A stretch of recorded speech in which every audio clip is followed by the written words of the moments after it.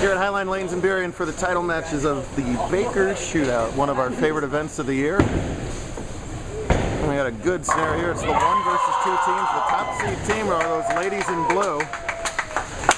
They've been at or near the lead all day long. They called themselves the 300 wannabes, but they've been not wannabe, and they've been putting up X's all day long. They are taking on the second seeded team who decided to call themselves Get Pranked, an Oregon-based team. It's Baker, so each bowler is bowling 2 frames to combine to form a 10-frame game. This is Rose Ugbanada coming up high in the 4th frame. It's a best 2 out of 3 match. If a team chose to have extra bowlers under a 170 JBT average, they got 8 pins per bowler. That's 32 bonus pins that they're getting in this game as a result. So Eric Wadesky and his team have to win each game by 32 to tie, 33 to win it.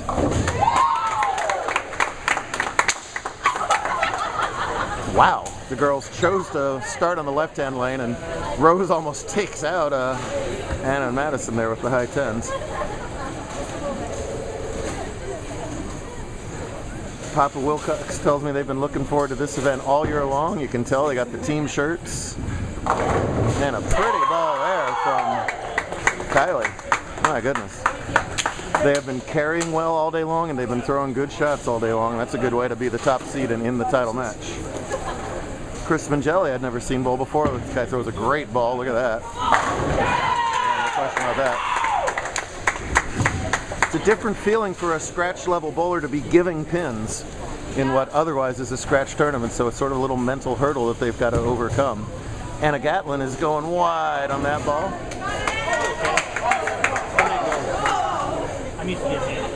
Oh. Bruce back here says, all right, give him pins. Yeah, oh yeah. Silas LeBlanc, if we counted correctly, is the only bowler still bowling who has a JBT title, so somebody's going to win a couple first places for the first time here. And Silas's spare ball has disappeared. There it is.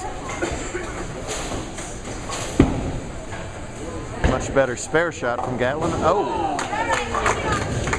Kind of funny pin action on that spare to miss it.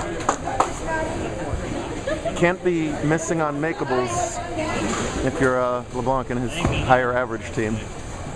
Oh, look out! Good. Chop set 3 off the 6-10. Yikes. So,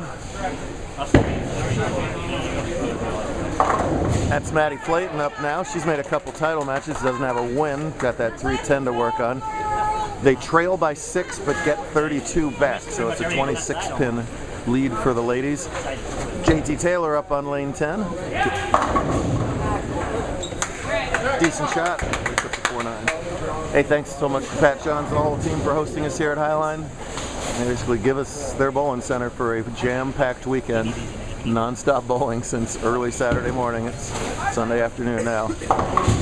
Flayton can't convert, so JT's just got a 9 count here to pick up 10 pins worth. And make it an interesting match here in the second half.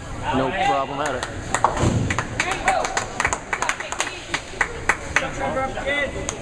Kylie's sister Kiera up here in the 8th frame. That's headed through the beak, and now she's going to try and make that 310. Kiera's been the quietest bowler in the building because poor girl lost most of her voice earlier. No, but she's still right there in it. Yeah.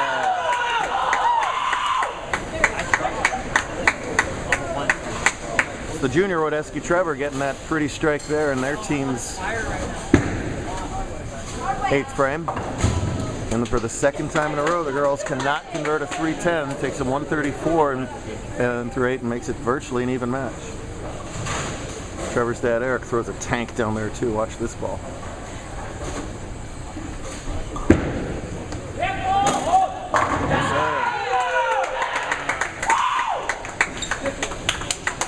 Confident shot from the elder Wodesky.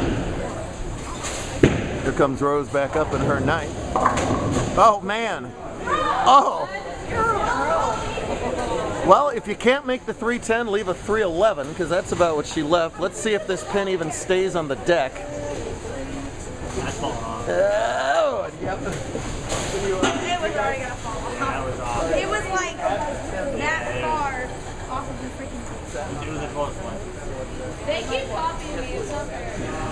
not trying.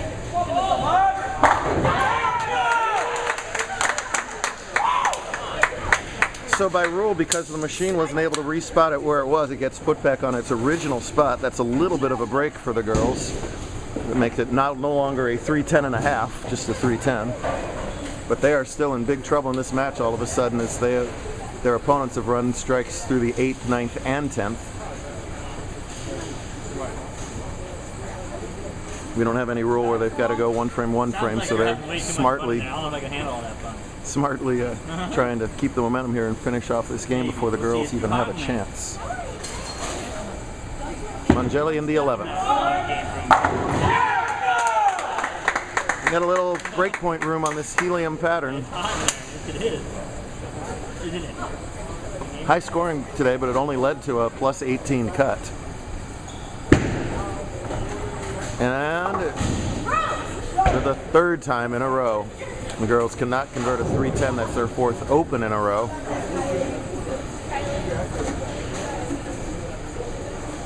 Best they can do is 173 plus the 32 for 206. That won't be enough, so Get Pranked needs to get one more win to get the title.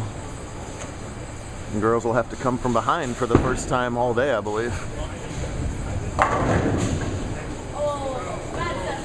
These are not unimportant shots. They need to see what's happening on this lane because they'll be back on this lane for game 3 if they get there.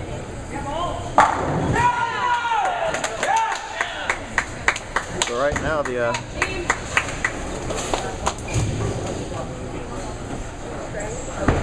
Team Wodeski and company don't look like they're having any part of that. It's a momentum game. It swings back and forth very quickly. That's right. What? I can't hear you. She picked it up. Look at those reflexes on a Sunday afternoon. Thank you very much. I did. There's it. Listen, what Maddie's mom over there was exactly the right thing to do. You pick them up.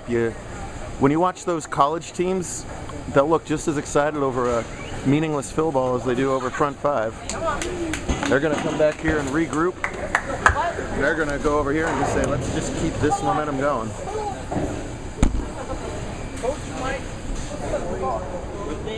These guys have experience in high school and other local programs. This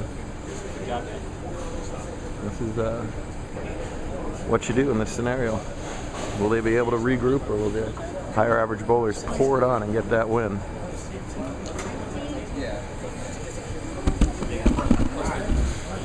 They'll switch lanes for game 2 as well.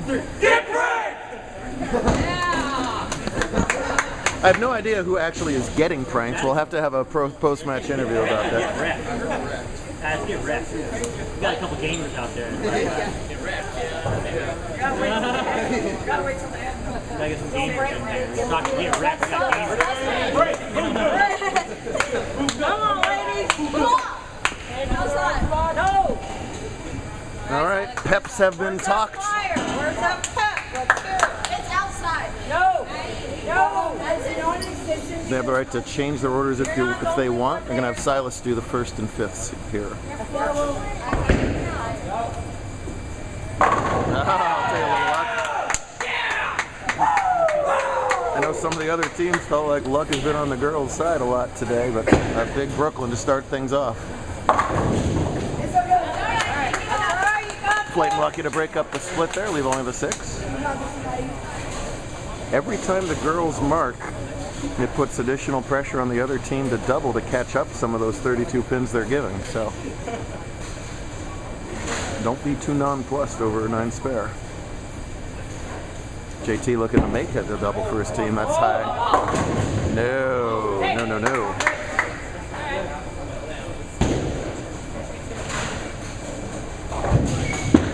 That a girl.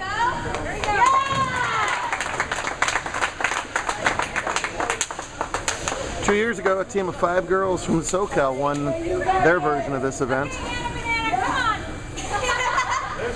So the precedent is set for it to be possible. They caught a similar role to the ones that these ladies are on. Just bowling well and getting breaks.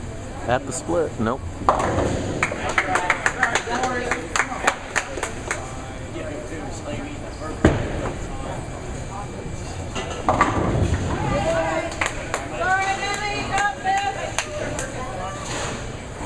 Same thing next weekend down in the Phoenix area. Same thing next weekend in week after that in Albuquerque, and then time for the big one, main event.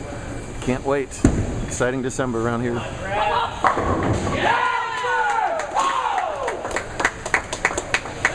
All important recovery shot gets their team right back in it. Look out, Anna. Uh-oh.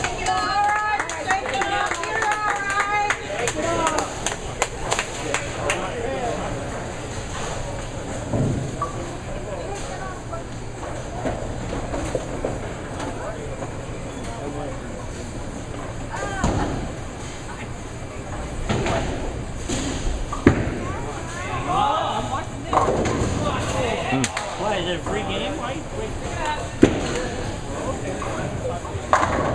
Oh boy. Two different kinds of bad breaks there. Eric expects to carry those light hits with all that rotation on his ball. Leaves a 7. Kiara never expects to leave a solid 9, but modern technology, there is one.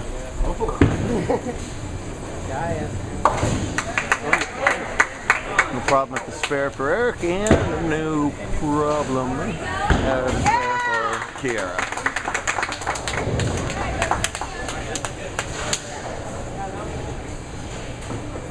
So Rose bowled yesterday for the first time, and she hadn't really said a word until about halfway through the first match, and then she went, "Come on!" And I was like, "Oh my!" And the whole crowd said, "Who is that?" I said, "It's Rose." That's her big debut into this. There's that mixing strike. Mangeli just looks totally locked in. Good shot from Rose. Look out! Something like that was how it went. And a Rose was debuted. A Rose grows in Highline. I don't know. Didn't really flesh out that. Oh wow. Commentary. LeBlanc to answer. Yes, making a double for his team. This one has the feeling it might come down to it in the very last couple frames. We already had one tie today, and that was in a third game tiebreaker. One shot roll off, won by Ebola.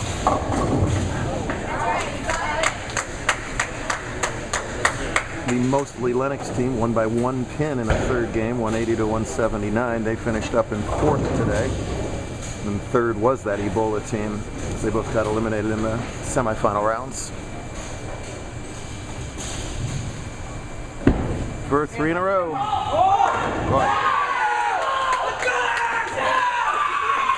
Up, there go the glasses, as often happens in Baker.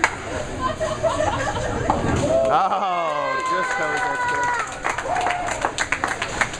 I speak from experience that glasses and Baker bowling do not always mix, and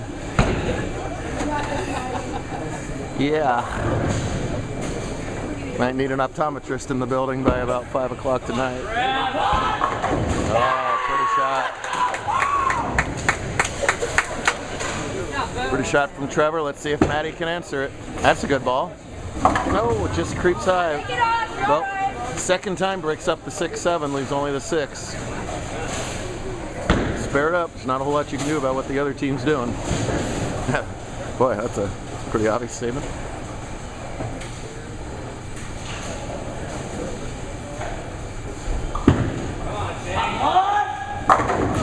Oh, laid love on the 7. The hit he did not get last time, he gets this time.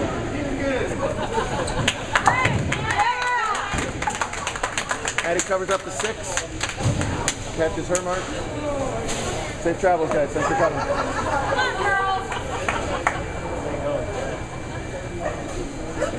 Well, let's see here. They trail by more than that current 32. It's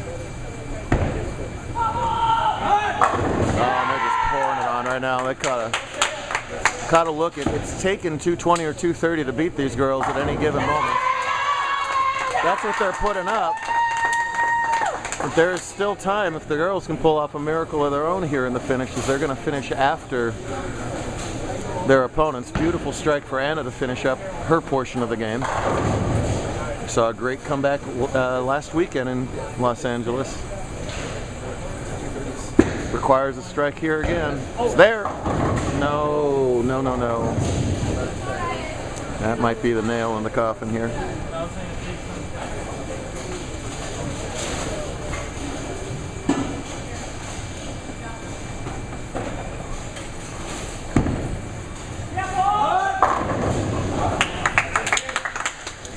.237 with the spare means the girls need to get 205. 124, 133, they can't do it. We're done.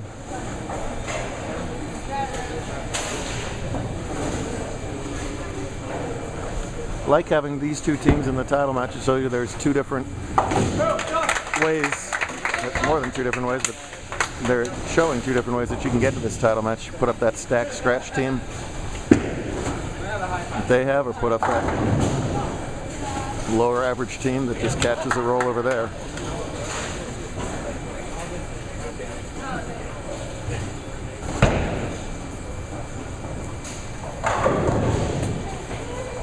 The girls will split 300 between them, not so bad. 550 for the big guys over there.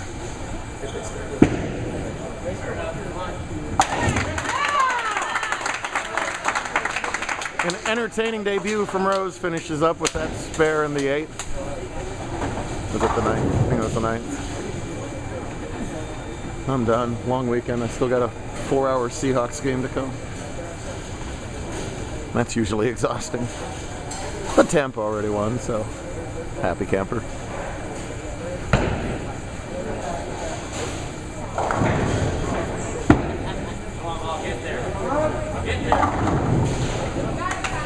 Another team cheering them on, like to see that. The adults, when they bowl these tournaments, they get it. They understand that. Of course, they're going to try their best and desperately want to win for their team, but it's still a kids tournament at the end. I think great sportsmanship from all the adults. Just to be here is great sportsmanship. There's not even brackets today, so it's literally voluntary on their part to be here.